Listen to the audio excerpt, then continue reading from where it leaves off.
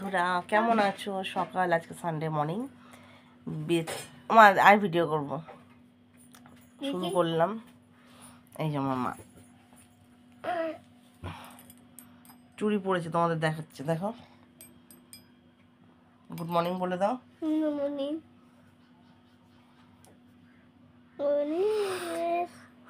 এখনো কিচ্ছু হয়নি, বিছনাপত্র সবই পড়ে রয়েছে। আমি এখনো লাত করে মতো শুয়ে দিচ্ছি।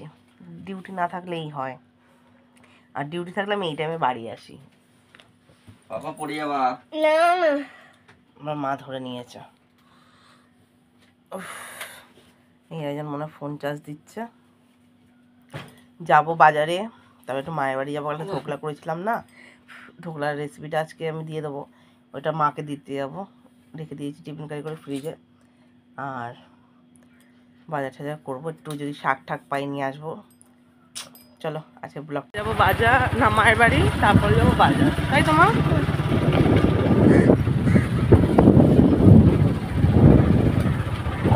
বাড়ি দাঁড়া, আমার বাপেরই ছাদটা দেখাচ্ছি, ফুল গাছ।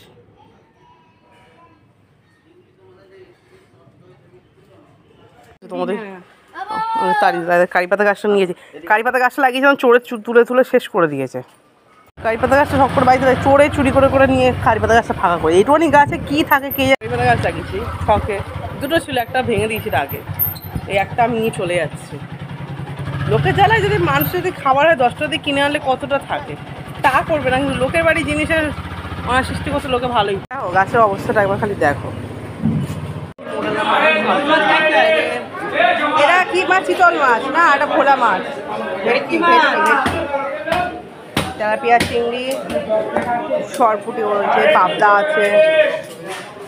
মাছের বাজারে শুধু মাছ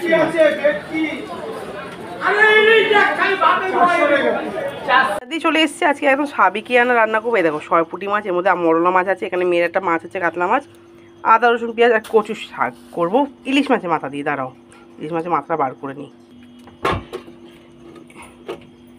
এই যে ইলিশ মাছের মাথা আছে, ভিতরে খোলা যাবে না, টাইট হয়ে গেছে বরফে।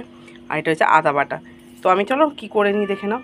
তার জন্য এখানে কচু শাক আমি সেদ্ধ বসিয়ে দিয়েছি, নারকেল কুচি নিয়েছি, ইলিশ মাছের মাথা আছে, এটা সরপুটি মাছ ভাজা হচ্ছে, আর এখানে আছে মোরলা মাছ, মোরলা মাছের ঝাল হবে।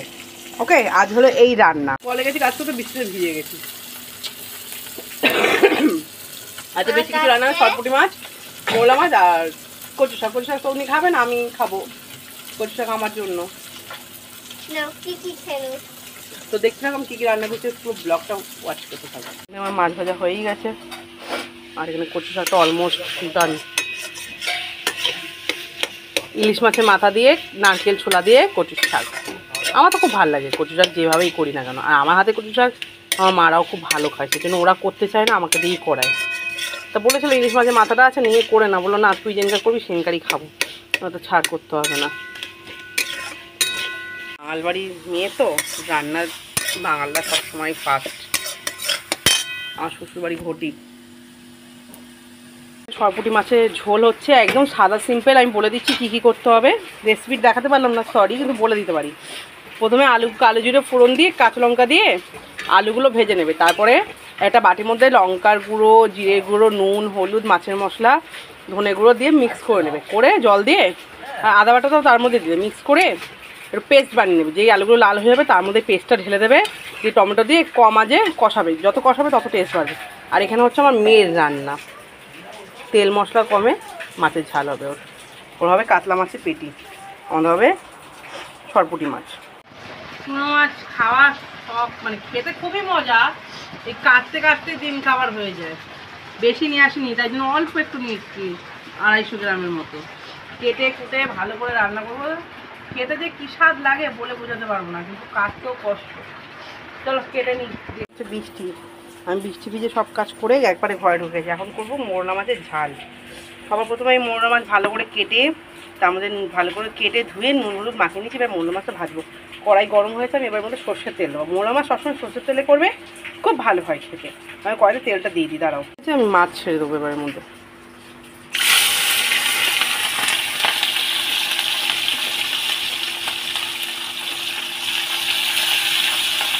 মাছগুলো লাল লাল করে ভেজে নেবো। হ্যাঁ, এই যে এক ব্যাচ মাছ ভাজা হয়ে গেছে, আমি আর একবার দিয়ে দিলাম এটাও ভেজে তুলে নেবো। একটু কম আজে হোক কিছুক্ষণ, আলুটা আর মাছটা একটু ভালো করে নরম হয়ে যাক, তারপরে আমি ধনেপাতা ছড়িয়ে কাঁচা সর্ষের তেল দিয়ে নামিয়ে নেবো।